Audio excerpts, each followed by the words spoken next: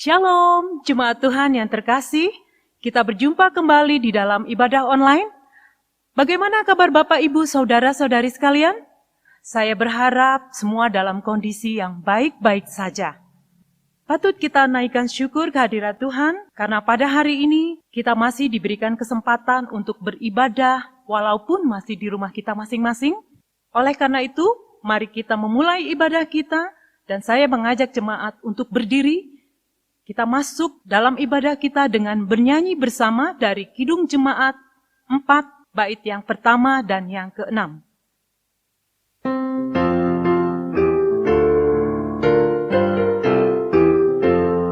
Hai, mari sembah yang maha besar, nyanyikan syukur dengan bergemar, perisai umatnya yang maha esa, mulia namanya, tahtanya megah. Ya maha besar, kekal kasih-Mu, malaikat memberi pujian merdu, pun kami makhluk-Mu kecil dan lemah, mengangkat pujian serta menyembah. Sidang jemaat, sekarang kita masuk dalam votum dan salam. Pertolongan kita adalah dalam nama Tuhan yang menjadikan langit dan bumi. Kasih karunia dan damai sejahtera dari Allah Bapa dan Tuhan kita Yesus Kristus menyertai kita sekalian. Amin. Marilah kita mendengarkan nas pembimbing kita pada hari ini yang diambil dari Injil Yohanes pasal 14 ayat 26, demikian bunyi firman Tuhan. Tetapi penghibur yaitu Roh Kudus yang akan diutus oleh Bapa dalam namaku, dialah yang akan mengajarkan segala sesuatu kepadamu dan akan mengingatkan kamu akan semua yang telah kukatakan kepadamu. Amin. Jemaat yang dikasihi Tuhan Yesus, merespon nats pembimbing yang dibacakan, marilah kita bernyanyi bersama dengan nyanyian dari PKJ 76, bait yang pertama dan yang ketiga.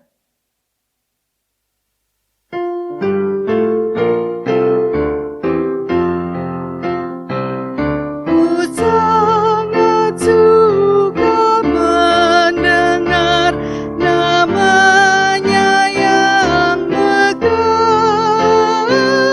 bagaikan musik yang merdu terindah di dunia. Ku kasihi Yesus, ku kasihi Yesus, ku kasihi Yesus, ku sambut kasih-Nya.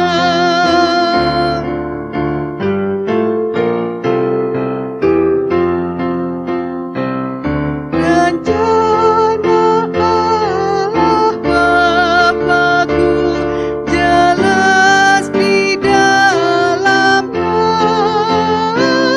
setiap hari ku diberi harapan yang cerah.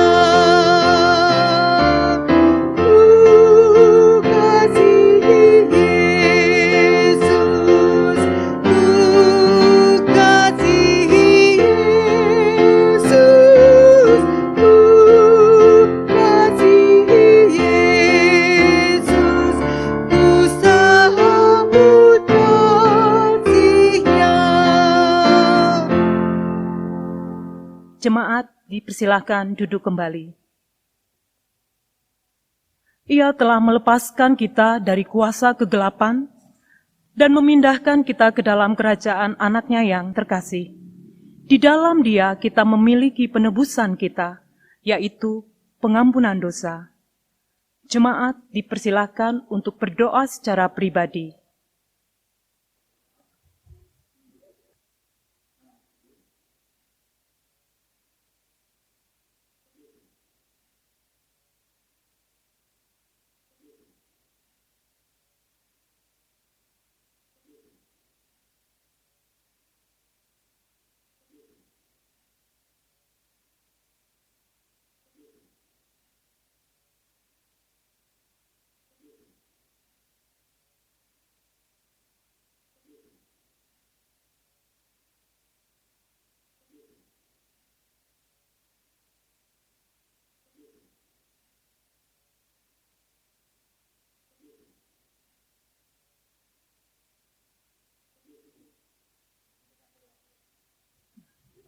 Ya Tuhan yang kudus dan yang penuh kemurahan, kami menyadari di hadapan-Mu tabiat kami yang berdosa dan rapuh, sehingga berbuat yang jahat dan tidak berbuat yang baik. Kami menyadari dan mengaku kelemahan-kelemahan kami, dan sikap hidup kami yang mementingkan diri. Ajarilah kami melawan kesalahan kami dari dosa-dosa yang tersembunyi, dan ampunilah dosa-dosa kami. Tolonglah kami ya Tuhan yang kudus dan pengasih, agar kami dapat hidup dalam terang-Mu dan berjalan dalam jalan-Mu, sesuai dengan perintah Yesus Kristus, Tuhan dan Juru Selamat kami. Amin. Sebagai bentuk penyesalan kita atas dosa-dosa di hadapan Tuhan Yesus, marilah kita menaikkan pujian yang terambil dari PKJ 37, bait yang pertama dan yang kedua.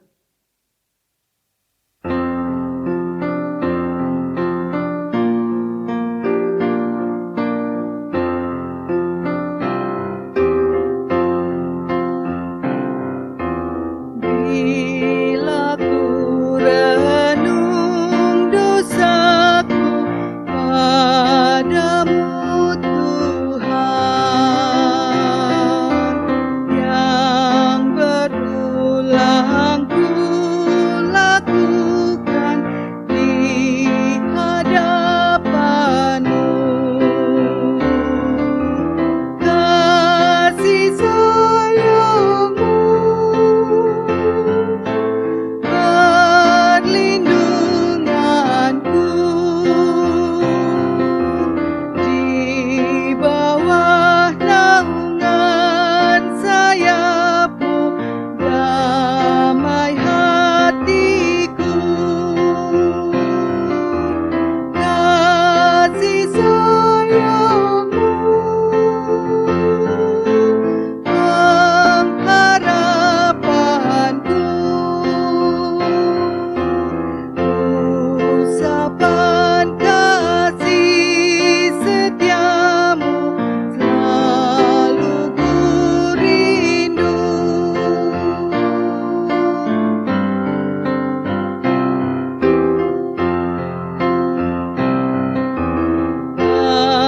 Perasaanku dan sombongku masih menggoda.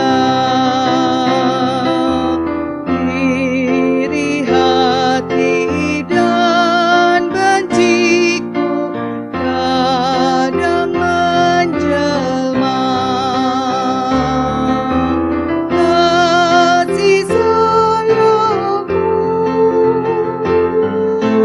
perlindunganku, di bawah naungan sayap-Mu damai hatiku. Kasih sayang-Mu pengharapanku, usapan kasih setiamu selalu ku rindu. Sidang jemaat yang dikasihi dan mengasihi Tuhan Yesus Kristus, kita masuk dalam berita anugerah Setelah kita bersama-sama mengakui segala dosa kita dan memohon pengampunan dari Tuhan kita Yesus Kristus, mari kita dengarkan berita anugerah yang mendasari dasar pengampunan dosa kita, terambil dalam Kisah Para Rasul, pasal 10 ayat 43, dan demikianlah bunyi firman Tuhan. Tentang dialah semua nabi bersaksi, bahwa barang siapa percaya kepadanya, ia akan mendapat pengampunan dosa oleh karena namanya. Berdasarkan firman yang telah diberitakan tentang pengampunan dosa, selaku pelayan Tuhan Yesus Kristus, kami beritakan bahwa pengampunan berlaku bagi kita semua yang telah dengan sungguh-sungguh hati mengakui dosa dan kesalahannya di hadapan Tuhan Yesus. Amin. Jemaat yang dikasihi Tuhan Yesus, saya mengajak untuk berdiri. Marilah kita bersama membaca Mazmur secara berbalasan, di mana bacaan terambil dari Mazmur 86 ayat pertama sampai yang ke-7. Majelis akan membaca ayat yang pertama, kemudian berganti dengan jemaat di ayat berikutnya. Kita bergantian sampai ayat 7 selesai. Doa minta pertolongan. Doa Daud. Sendengkanlah telingamu, ya Tuhan, jawablah aku, sebab sengsara dan miskin aku.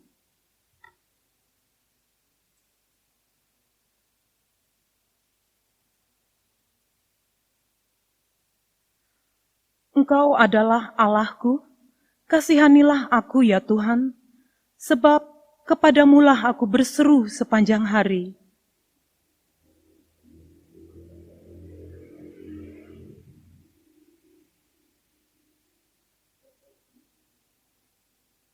Sebab Engkau ya Tuhan, baik dan suka mengampuni, dan berlimpah kasih setia bagi semua orang yang berseru kepadamu.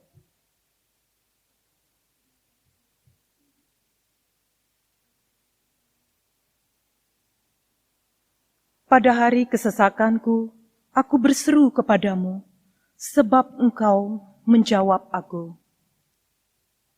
Jemaat dipersilakan duduk kembali.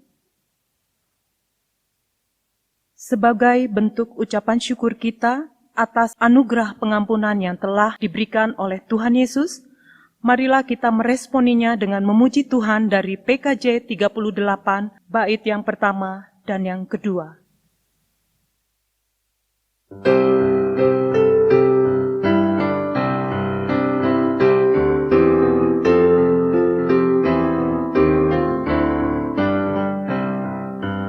Dosa dunia hapuslah oleh kasih-Nya yang kudus. Aku pun dibasuhnya oleh darah-Nya yang kudus. Tak binasa jiwaku karena kasih-Nya penuh. Yesus Kristus Tuhanku, jadi juru selamatku.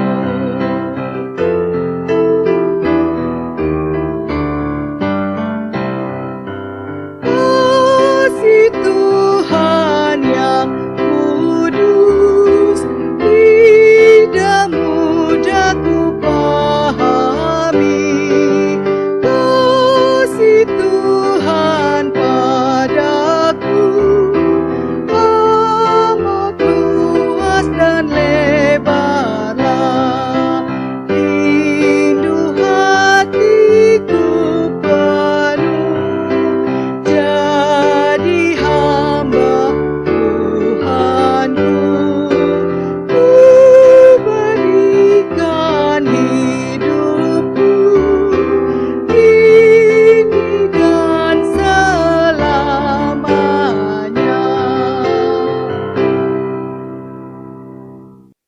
Sidang jemaat, saya ajak untuk berdiri. Setelah kita mendapatkan berita pengampunan, marilah kita sekarang membaca firman Tuhan sebagai dasar kita komitmen untuk hidup baru setelah diampuni dosa-dosanya. Dasar firman Tuhan terambil dari Kolose pasal 2 ayat yang ke-6 sampai ke-7. Demikian bunyi firman Tuhan. Kamu telah menerima Kristus Yesus Tuhan kita. Karena itu hendaklah hidupmu tetap dalam Dia, hendaklah kamu berakar di dalam Dia dan dibangun di atas Dia.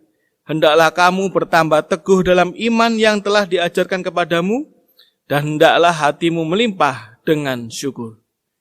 Kiranya Roh Allah menolong kita semua dalam mewujudkan firman-Nya di kehidupan kita sehari-hari dan di seluruh dunia. Amin. Sebagai bentuk pernyataan kesanggupan untuk hidup baru sesuai dengan dasar firman Tuhan, mari kita memuji Tuhan dari NKB 119, bait yang pertama dan yang ketiga.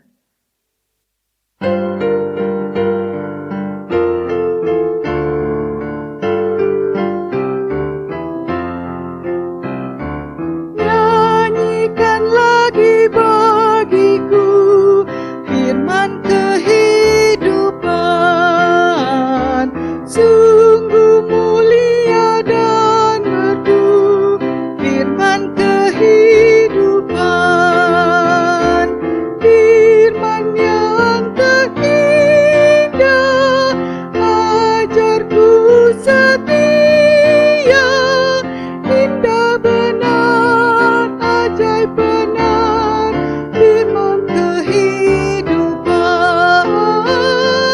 indah benar, ajaib benar, firman kehidupan.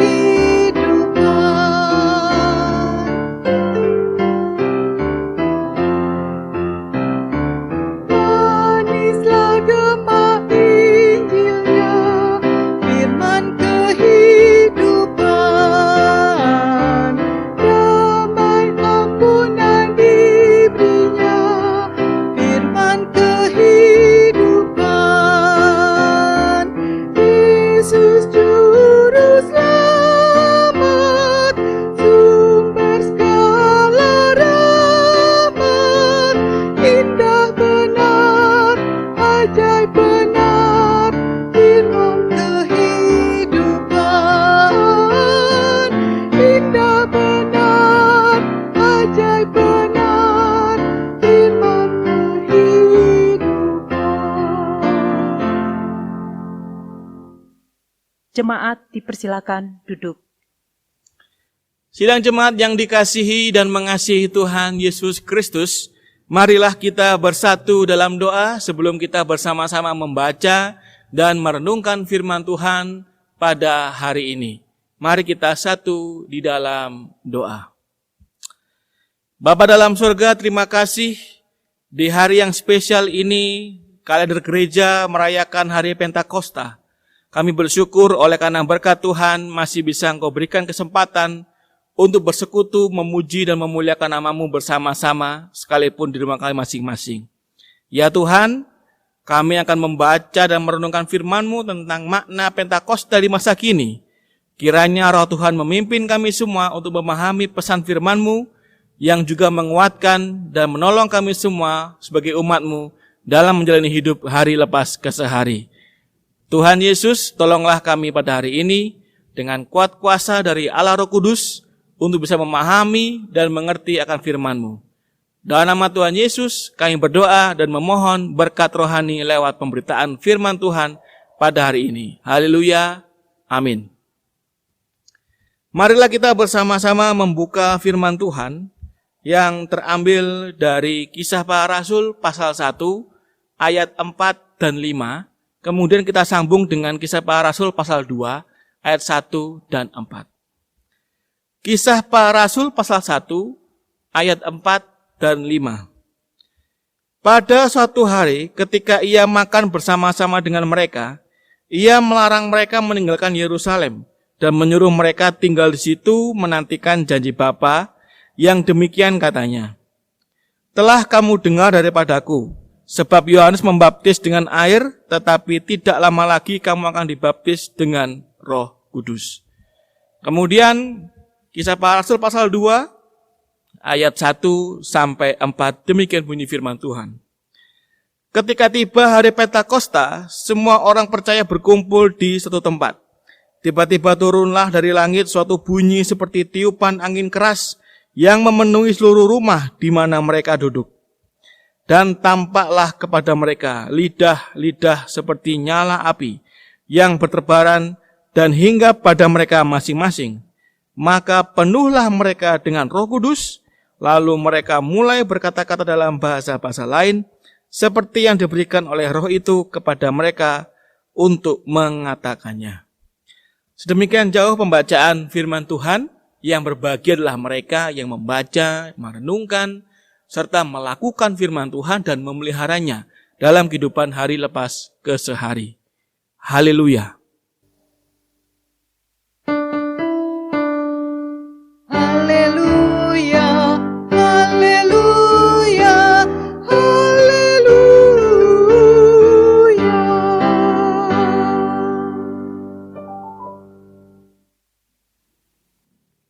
Salam jemaat Tuhan.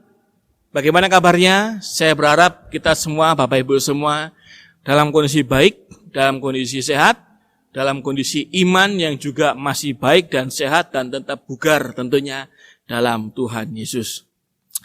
Pada hari ini, hari Minggu tanggal 31 Mei tahun 2020, kita bertepatan dengan salah satu hari raya umat Kristiani dalam kalender gereja, yaitu hari raya Pentakosta. Hari Pentakosta itu adalah hari yang sangat penting bagi orang Yahudi, juga bagi orang Kristen. Hari Pentakosta itu adalah hari ke-50 setelah persembahan buah sulung. Dalam bahasa Yunani dituliskan yaitu Pentekonta, yang secara hurufiah itu artinya adalah 50. Kata ini merupakan istilah Yunani yang juga dipakai untuk menerjemahkan kata di dalam bahasa Ibrani, yaitu Kak Shavuot, hari raya 7 minggu, yang dicatat dalam Imamat pasal 23. Hari raya ini pertama kali ditulis dalam Keluaran 23 ayat 16, sebagai hari raya panen atau hari raya menuai atau Kak Hakatsir. Nah, sesuai dengan tradisi Yahudi, menurut perjanjian lama, yaitu hukum Taurat Musa, khususnya dalam Imamat pasal 23, maka pada hari Pentakosta tersebut, roti-roti pertama yang terbuat dari gandum hasil panen baru harus dipersembahkan kepada Tuhan sebagai korban. Kemudian harus juga mempersembahkan 7 ekor domba yang tidak bercacat sebagai korban bakaran wangi-wangian bagi Tuhan. Ditambah lagi seekor kambing jantan sebagai korban penghapus dosa.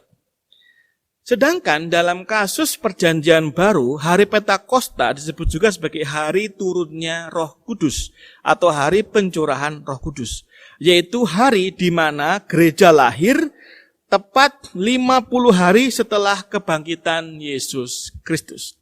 Jadi perbedaannya yang diyakini oleh Yahudi dan Kristen itu di situ, di mana Yahudi meyakini hari ke-50 tentang hari raya panen, memberikan sesembahan kepada Tuhan, dan kemudian kalau di Pentakosta dalam perjanjian baru atau orang Kristen dipahami sebagai hari raya turunnya atau curahnya Roh Kudus. Kenapa kok ada istilah turun atau curahnya Roh Kudus? Ya karena di masa perjanjian lama, Rohnya Tuhan itu tidak datang atau tidak masuk di semua orang. Hanya di orang-orang tertentu saja, yaitu di para pemimpin-pemimpin saja. Seperti kayak umat Israel, itu hanya Musa saja dan beberapa orang tertentu saja yang dihinggapi atau ada Roh Kudus. Nah, di zaman perjanjian baru, Roh Kudus ini berlaku semua untuk orang yang percaya. Sekali lagi, hanya untuk orang yang percaya. Sidang jemaat yang dikasihi dan mengasihi Tuhan Yesus Kristus, tema kita pada hari ini adalah makna Pentakosta masa kini. Makna Pentakosta masa kini telah disebut di atas bahwa hari Pentakosta adalah hari yang tidak hanya merupakan perayaan bagi orang Yahudi, tapi juga bagi orang Kristen, namun dengan makna yang berbeda. Satu nama dengan makna yang berbeda. Bagi orang Kristen itu adalah hari Pentakosta merupakan hari dicurahkannya Roh Kudus, sekaligus juga merupakan hari lahirnya gereja. Namun bukan hanya itu, Pentakosta juga mempunyai beberapa makna-makna penting sampai saat ini. Ada 3 makna yang mau saya sampaikan di sini tentang makna Pentakosta di masa kini yang kiranya bisa memberkati kita semua. Makna yang pertama adalah Tuhan Yesus menepati janjinya. Ya, sebelum kematiannya, Yesus pernah menyatakan janji bahwa Ia akan mengirim seorang penolong yang lain bagi para muridnya. Kalau kita baca dalam Yohanes 14 ayat 16, demikian firman Tuhan. Aku akan minta kepada Bapa dan Ia akan memberikan kepadamu seorang penolong yang lain supaya Ia menyertai kamu selama-lamanya. Jelaslah bahwa kedatangan penolong yang lain ini akan terjadi setelah Yesus naik ke surga. Kita sudah melewati kemarin hari Kamis, yaitu kebaktian tentang hari kenaikan Yesus ke surga. Nah, 10 hari kemudian itu masuk hari pencurahan Roh Kudus. Ya, itulah yang dijanjikan. Petrus menunjukkan pemenuhan janji Kristus ini pada hari Pentakosta dengan mengatakan bahwa Kristus yang telah bangkit dan naik ke surga, itulah yang mengirim Roh Kudus dan bukti-bukti yang menyertainya yang disaksikan pada hari itu. Jadi itulah yang menjadi dasarnya. Peristiwa kebangkitan dan kenaikan secara khusus disebut oleh Petrus sebagai syarat utama untuk pengiriman Roh Kudus. Penting untuk mengetahui bahwa Roh Kudus itu disebut sebagai parakletos atau penolong yang lain. Nah, ini menarik. Kata yang lain di sini dalam bahasa Yunani itu menggunakan kata allos, menunjuk pada seorang pribadi lain dari pribadi Trinitas. Perlu Bapak Ibu ketahui bersama, ini penting sekali bahwa dalam bahasa Yunani, kata yang lain itu punya 2 kata. Yang pertama yang lain yaitu allos, dan yang kedua yang lain yaitu heteros. Kedua kata ini ada bedanya, sekalipun artinya sama-sama yang lain. Kata allos itu menunjuk pada yang lain tapi jenisnya sama. Kalau kata heteros itu menunjuk pada yang lain dari jenis yang berbeda. Contohnya, kalau saya mempunyai 1 botol minuman Sprite, terus saya ingin 1 botol Sprite yang lain, tetapi sama dengan yang ada pada saya, maka saya menggunakan kata allos. Sama-sama Sprite tapi yang lain. Yang lain yaitu sama-sama Sprite-nya, tapi nambah lagi, itu menggunakan kata allos. Tetapi kalau seandainya saya ingin minum Coca-Cola, nah saya menggunakan kata heteros. Kenapa? Karena Coca-Cola dan Sprite itu berbeda, sehingga saya menggunakan kata heteros. Itu contoh perbedaannya. Jadi, pada saat Tuhan Yesus menyebut Roh Kudus sebagai penolong yang lain, untuk menggantikannya setelah kenaikannya, ini menunjukkan bahwa Roh Kudus ini mempunyai jenis atau kualitas yang sama dengan Yesus. Nah, ini menarik. Sama-sama apa? Sama-sama Allah, sama-sama ilahi. Nah, inilah yang membedakan. Jadi ini bukan manusia biasa. Jadi ini bukan seorang nabi. Jadi ini bukan seorang atau manusia duniawi. Bukan. Ini adalah pribadi yang sama dengan Yesus. Pribadi yang ilahi, yang sejenis. Itulah mengatakan penolong yang lain. Nah, itu artinya bahwa dengan kedatangan Roh Kudus tersebut, ini berarti Yesus telah menepati janjinya, dan dengan demikian kita dapat mempercayai semua janji-janji yang telah Yesus ucapkan di tempat yang lain, itu pun juga pasti akan tergenapi. Jadi makna yang pertama adalah Tuhan Yesus pasti menggenapi janji-janjinya. Itu iya dan amin. Yang kedua maknanya adalah janji itu tinggal dalam hidup kita. Roh Kudus yang dijanjikan itu bukan tinggal di tempat lain yang enggak jelas, melainkan tinggal dalam diri orang-orang yang percaya kepada Tuhan Yesus. Hanya yang percaya kepada Yesus adalah Tuhan yang mendapatkan janji, yaitu Roh Kudus itu sendiri. Dalam Roma pasal 8 ayat 15 menuliskan, Sebab kamu tidak menerima roh perbudakan yang membuat kamu menjadi takut lagi, tetapi kamu telah menerima roh yang menjadikan kamu anak Allah. Oleh roh itu kita berseru, ya Aba, ya Bapa. Jadi, Roh Kudus itu ada di dalam hidup orang yang percaya kepada Tuhan Yesus, sesuai dengan yang tertulis dalam kitab suci. Lantas, apa yang dikerjakan Roh Kudus dalam hidup orang percaya? Ada beberapa hal yang mau saya sampaikan di sini. Yang pertama, Roh Kudus akan mengubah status Anda dan saya. Dalam Roma 8 ayat 15 jelas tuliskan bahwa tetapi kamu telah menerima roh yang menjadikan kamu anak Allah. Oleh roh itu kita berseru, ya Aba, ya Bapa. Status kita yang dahulu adalah orang berdosa, setelah percaya kepada Tuhan Yesus, diubahkan menjadi anak Allah. Dan itulah sebabnya kita bisa berseru kepada Allah kita, ya Aba, ya Bapa. Otomatis, hanya orang yang punya Roh Kudus yang boleh memanggil Allah dengan sebutan Bapa. Sebab secara rohani kita ini adalah anak-anaknya. Roh Kudus yang ada dalam hidup orang percaya mengubah status hidup kita yang tadinya berstatus lama sebagai orang berdosa di hadapan Allah. Dan kini kita punya status baru, yaitu menjadi anak-anak Allah. Jadi Bapak Ibu, ini adalah anak-anak Allah. Kita adalah anak-anak Allah. Kalau kita percaya Yesus itu Tuhan dan Juru Selamat. Yang kedua, apa yang dikerjakan Roh Kudus? Yang kedua, Roh Kudus menuntun dalam kebenaran. Dalam Yohanes 14 ayat 26 dituliskan, tetapi penghibur yaitu Roh Kudus yang akan diutus oleh Bapa dalam namaku, dialah yang akan mengajarkan segala sesuatu kepadamu dan akan mengingatkan kamu akan semua yang telah kukatakan kepadamu. Tuhan Yesus secara tubuh jasmani jelas tidak akan bisa omnipresent. Oleh sebab itu Roh Kudus diutus untuk menuntun setiap orang percaya dalam menjalani hidup iman yang dijalaninya.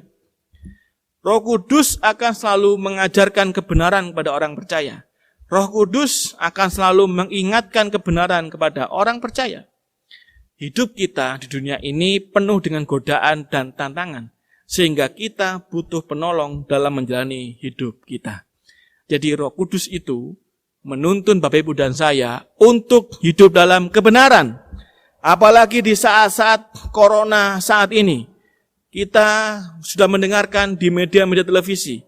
Bapak Presiden sudah mengumumkan bahwa kita harus berdamai dengan corona. Itu artinya kita harus bisa menyesuaikan diri di situasi seperti ini. Kita nggak bisa tinggal diam.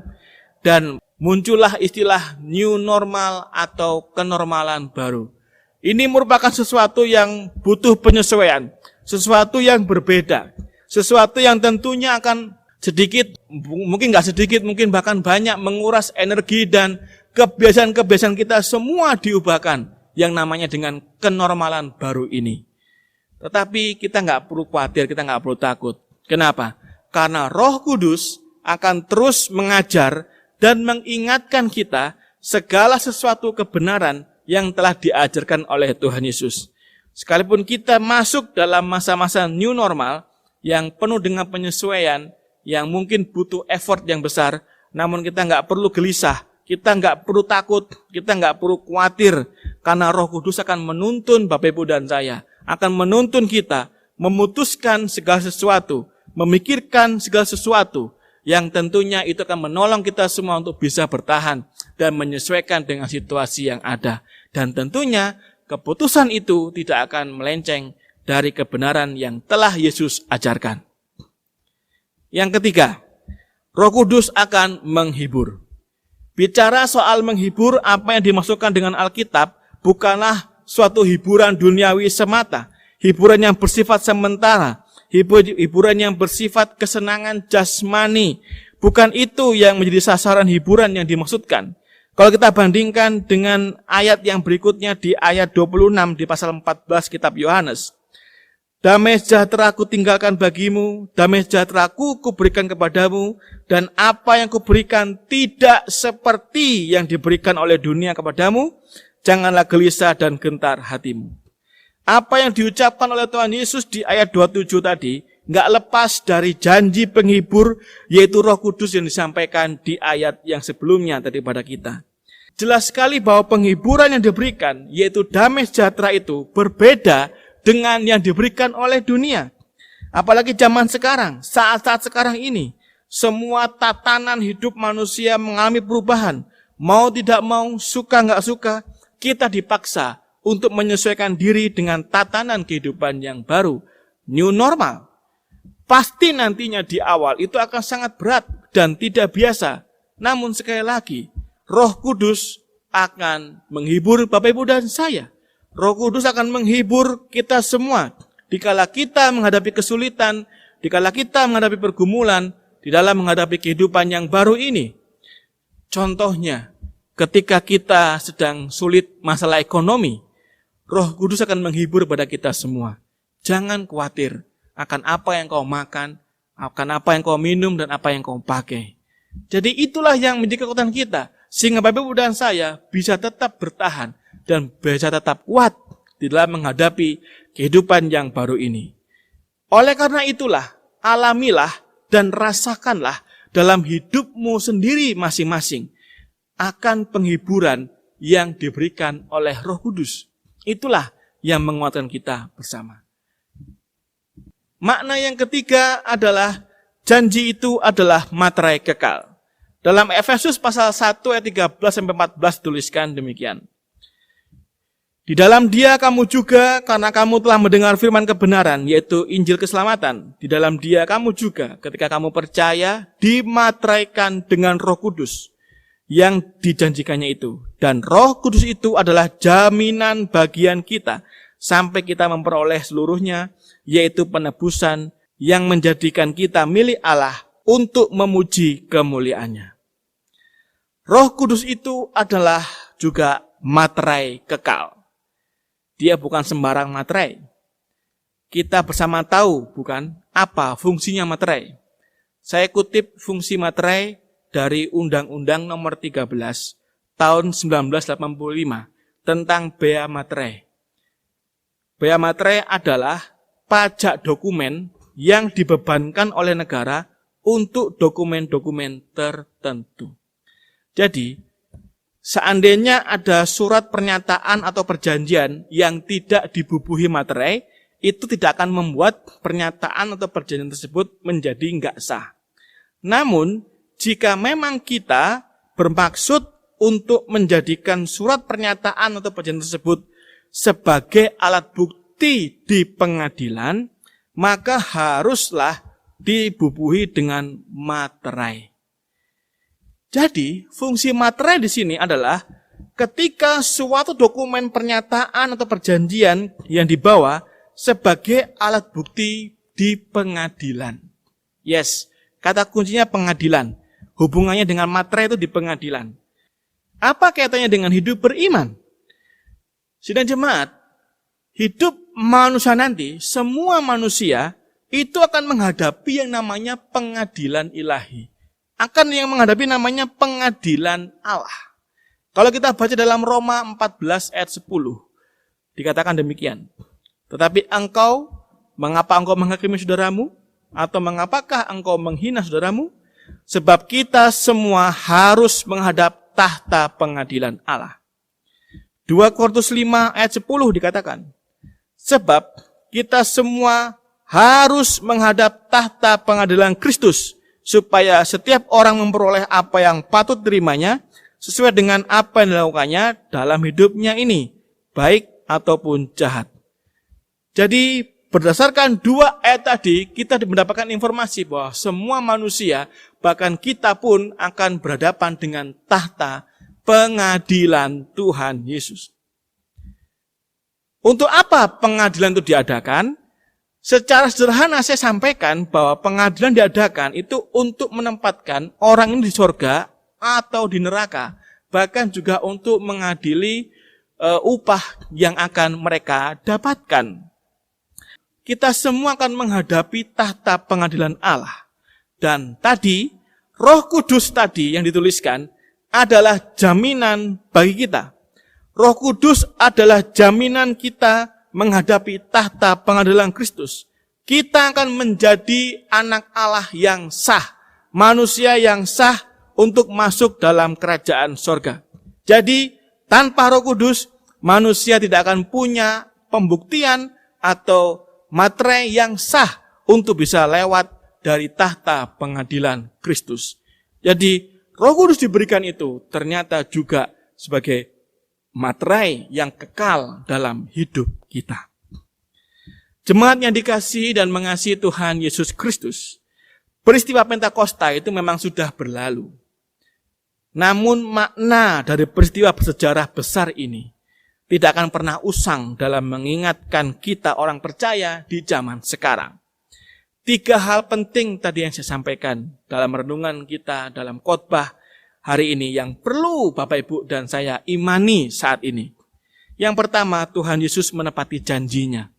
Itu berarti apapun yang Yesus janjikan, itu pasti ditepati. Ya dan amin. Kemudian yang kedua, janji itu yaitu Roh Kudus tinggal dalam hidup kita. Sehingga itu akan menjadikan kita punya relasi yang khusus dengan Allah Bapa. Dan yang ketiga, janji itu yaitu Roh Kudus adalah materai yang kekal. Materai yang menjamin Bapak Ibu dan saya untuk bisa lewat dalam pengadilan tahta Kristus. Itulah tadi 3 makna tentang Pentakosta yang perlu kita renungkan dan kita imani bersama. Supaya kita semuanya mendapatkan kekuatan rohani di dalam menghadapi kehidupan di masa-masa saat ini. Selamat merayakan hari Pentakosta, hari turunnya Roh Kudus, dan kiranya 3 makna Pentakosta di masa kini menolong kita semua untuk kuat dalam iman sampai Tuhan Yesus nanti datang kedua kali menjemput setiap orang percaya di awan-awan. Tuhan Yesus memberkati kita semua. Amin.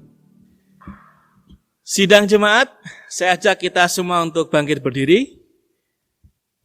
Marilah bersama dengan semua orang percaya di sepanjang abad dan tempat, kita mengikrarkan pengakuan iman rasuli kita. Dan hendaklah dengan penuh keyakinan iman kita bersama-sama mengucapkan bersama-sama demikian. Aku percaya kepada Allah, Bapa yang Maha Kuasa, Khalik langit dan bumi, dan kepada Yesus Kristus anaknya yang tunggal Tuhan kita, yang dikandung daripada Roh Kudus, lahir dari anak darah Maria, yang menderita di bawah pemerintahan Pontius Pilatus, disalibkan, mati dan dikuburkan, turun ke dalam kerajaan maut. Pada hari yang ketiga, bangkit pula dari antara orang mati, naik ke sorga, duduk di sebelah kanan Allah, Bapa yang Maha Kuasa, dan akan datang dari sana untuk menghakimi orang yang hidup dan mati. Aku percaya kepada Roh Kudus, gereja yang kudus dan persekutuan orang kudus, pengampunan dosa, kebangkitan daging, dan hidup yang kekal. Amin. Silakan duduk kembali. Sidang jemaat, sebelum saya membawa doa syafaat, marilah kita mendengarkan persembahan pujian dari vokal grup Komisi Pemuda. Selamat menyaksikan.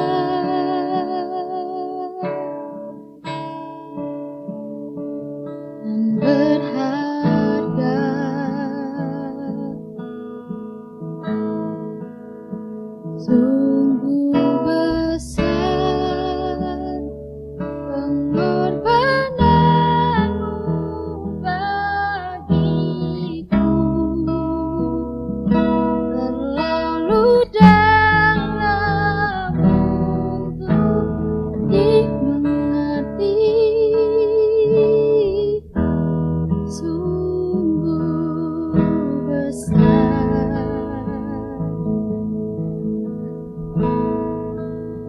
Sungguh indah yang kau pikirkan tentangku, tak terselami bagiku. Sungguh indah.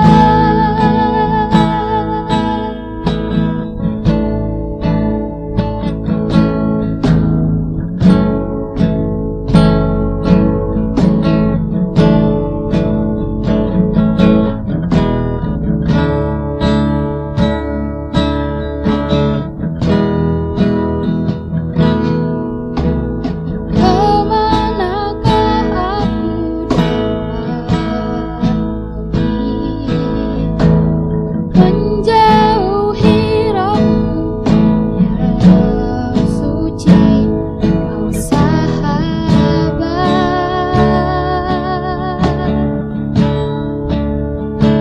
dan kau dekat.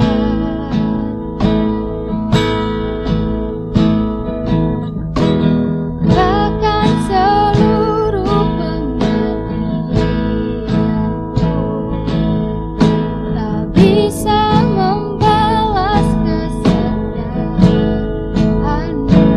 Sungguh mulia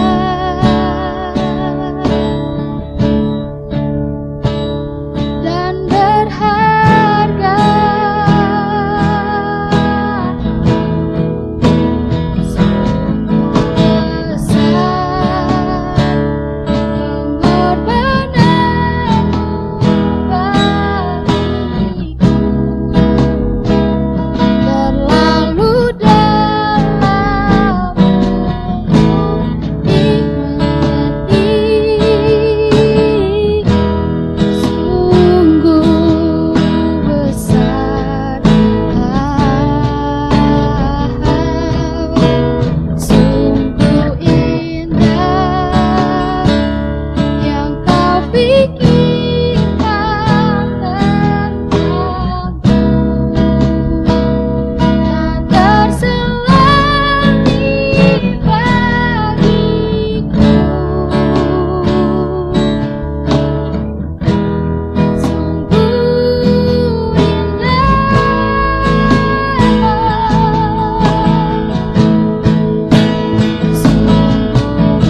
besar pengorbananmu bagiku, terlalu dalam untuk dimengerti. Sungguh besar, sungguh indah yang kau pikirkan tentangku, tak terselami bagiku.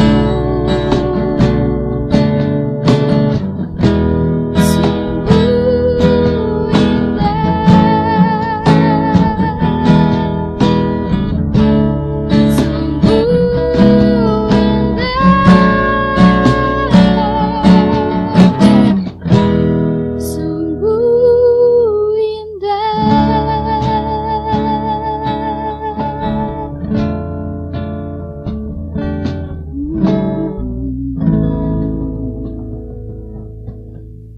Terima kasih untuk persembahan pujiannya dari Komisi Pemuda. Kiranya persembahan pujian tadi memberkati kita semua, supaya kita diingatkan lagi bahwa sungguh besar kasih setia Tuhan dalam kehidupan kita. Tuhan Yesus memberkati pemuda dan memberkati kita semua yang mendengarkan pujian tersebut. Amin. Marilah sekarang saatnya kita akan masuk dalam doa syafaat. Saya akan memimpin dalam doa, Bapak Ibu akan mengikutinya dalam doa dalam hati. Dan doa ini akan kita akhiri dengan doa Bapa kami. Mari kita berdoa. Tuhan Yesus, terima kasih. Firman-Mu hari ini menolong kami untuk senantiasa merenungkan kembali makna dari hari Pentakosta, di mana Tuhan menggenapi janji, sehingga kami boleh memegang Yesus yang memegang janji. Kemudian janji itu tinggal di dalam hidup kami anak-anak-Mu.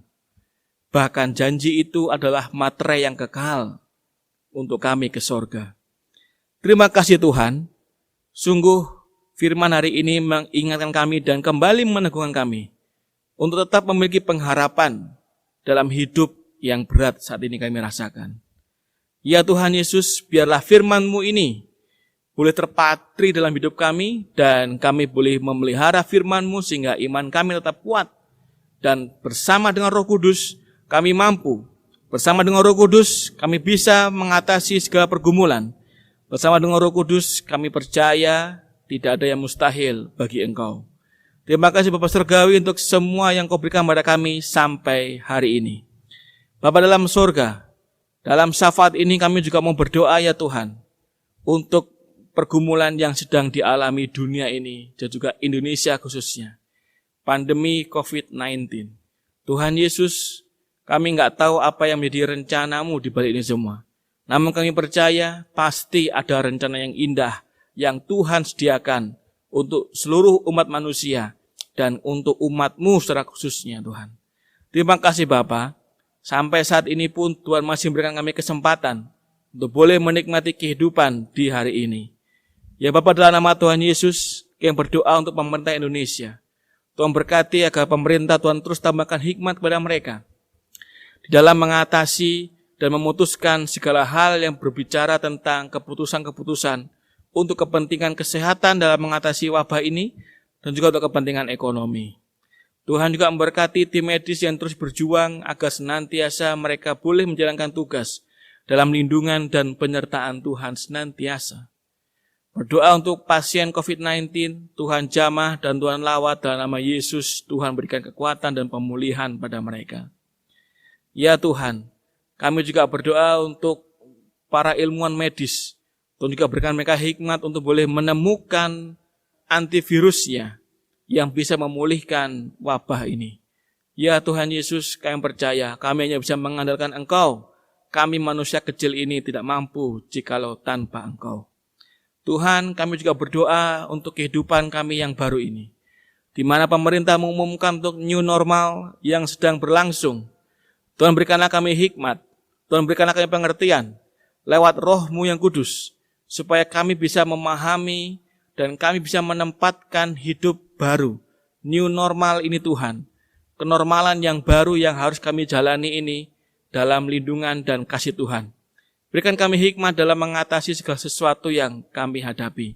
Kami percaya Roh Kudus yang telah Kau berikan itu akan menolong kami, menghibur dan menuntun kami senantiasa. Terima kasih Bapa Surgawi.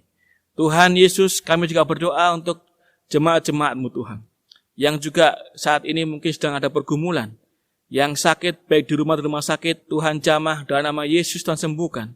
Jemaat yang bergumul masalah ekonomi, Tuhan berkatilah, buka pintu rezeki dan berkat untuk mereka dan memelihara mereka. Yang bergumul juga dalam masalah yang lain, kami percaya Engkau menolong mereka. Pekerjaan mereka yang hilang karena wabah ini, Tuhan kuatkan dan buat mereka tabah dan buka pintu berkat rezeki yang lain untuk bisa menemukan rezeki dari Tuhan asalnya. Terima kasih Tuhan Yesus, terima kasih. Dan kami juga terus memohon kepada Tuhan untuk memampukan kami supaya kami kuat di dalam bertahan dalam iman, dalam menghadapi masa-masa ini. Bahkan kami bisa kuat dalam menyesuaikan diri untuk mengikuti kehidupan normal yang baru yang harus kami jalani. Tuhan Yesus, semua kami serahkan dalam kehendak dan rencana-Mu. Berkati jugalah Tuhan gereja-gereja yang ada untuk ikut ambil bagian juga di dalam mengatasi wabah ini bersama. Berkati juga para pekerja gereja di GKP Sulaiman. Berkati mereka semua, baik itu majelis pendeta, para pengurus komisi juga semua Tuhan, dalam lindungan dan kasih Tuhan. Bapa, kami serahkan Tuhan apa yang menjadi pergumulan kami dalam pimpinan-Mu. Tuhan, kami juga bersyukur pada hari ini. Kami bersyukur Tuhan Yesus boleh memberkati kami semua. Sehingga sampai saat ini pun kami masih bisa Tuhan pelihara dengan baik, sekalipun kami harus menghadapi wabah ini. Namun kami percaya penyertaan Tuhan, ya dan amin. Apapun juga yang menimpa dalam kehidupan kami umat-Mu ini, kami tahu dan percaya Tuhan pasti menjaga dan melindungi memelihara. Tuhan terima kasih, inilah Tuhan Yesus doa kami, permohonan kami, yang kami naikkan semuanya kepadamu, Tuhan dan Juru Selamat kami yang hidup, Tuhan Yesus Kristus, yang juga telah mengajar kami berdoa demikian. Bapa kami yang di sorga, dikuduskanlah namamu, datanglah kerajaan-Mu, jadilah kehendak-Mu di bumi seperti di sorga. Berikanlah kami pada hari ini makan kami secukupnya, dan ampunilah kami akan kesalahan kami, seperti kami juga mengampuni orang yang bersalah kepada kami. Dan janganlah masuk dalam pencobaan, tapi lepaskan daripada yang jahat, karena Engkau yang punya kerajaan, dan kuasa dan kemuliaan sampai selama-lamanya. Amin. Jemaat Tuhan, marilah kita bersama mengumpulkan persembahan yang didasari oleh firman Tuhan yang terambil dari 2 Korintus 8 ayat yang ke-12. Sebab jika kamu rela untuk memberi, maka pemberianmu akan diterima. Kalau pemberianmu itu berdasarkan apa yang ada padamu, bukan berdasarkan apa yang tidak ada padamu. Marilah kita kumpulkan persembahan dengan diiringi pujian dari Kidung Jemaat 363, bait yang pertama dan yang ketiga.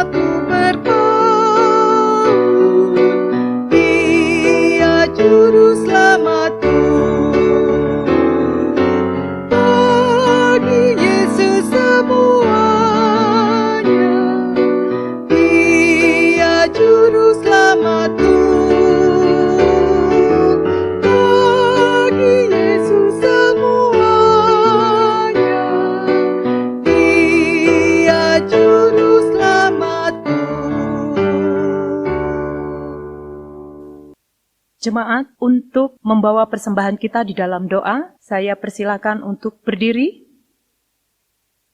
Mari kita berdoa.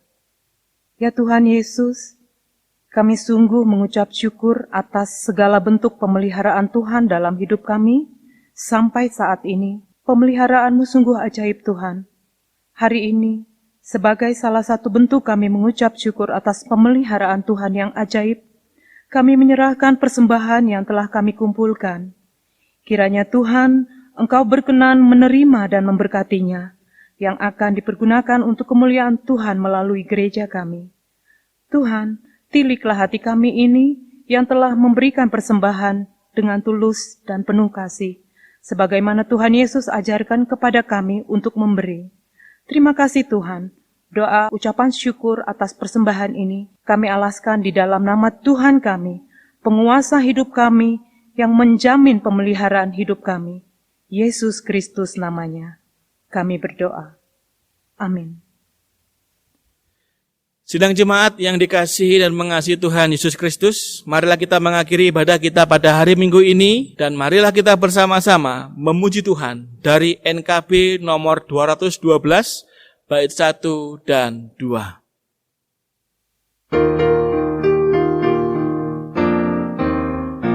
Sungguh inginkah engkau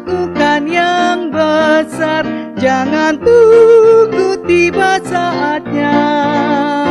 Ini tugasmu, kerjakan dengan baik benar. Jadilah suluh dunia. Jadilah suluh dunia. Jadilah suluh dunia. Mungkin ada yang terhibur karena sinarnya. Jadilah suluh dunia.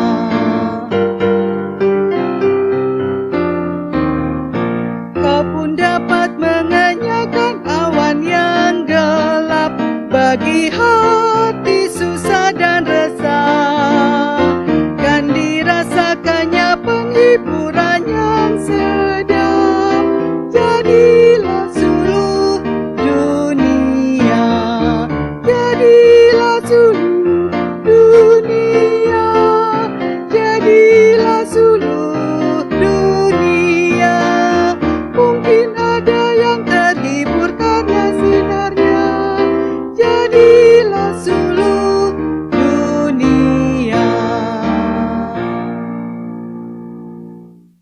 Sidang jemaat, sebagaimana firman yang tadi diberitakan tentang makna Pentakosta masa kini, bahwa Tuhan Yesus menepati janjinya. Semua janji Tuhan itu berarti akan ditepati. Dan janji itu diam dalam diri kita, yaitu Roh Kudus. Dan janji itu adalah materai yang kekal dalam hidup kita di masa depan. Kiranya kita bisa melakukan firman tersebut oleh karena pertolongan Tuhan. Oleh karena itu, supaya kita dimampukan oleh Tuhan dalam melakukan firman-Nya, arahkanlah hatimu kepada Tuhan dan terimalah berkat pengutusan yang menolong kita semua untuk mampu menjadi pelaku-pelaku firman dalam hidup kita hari lepas ke sehari. Tuhan memberkati engkau dan melindungi engkau. Tuhan menyinari engkau dengan wajah-Nya dan memberi engkau kasih karunia. Tuhan menghadapkan wajah-Nya kepadamu dan memberi engkau damai sejahtera. Amin.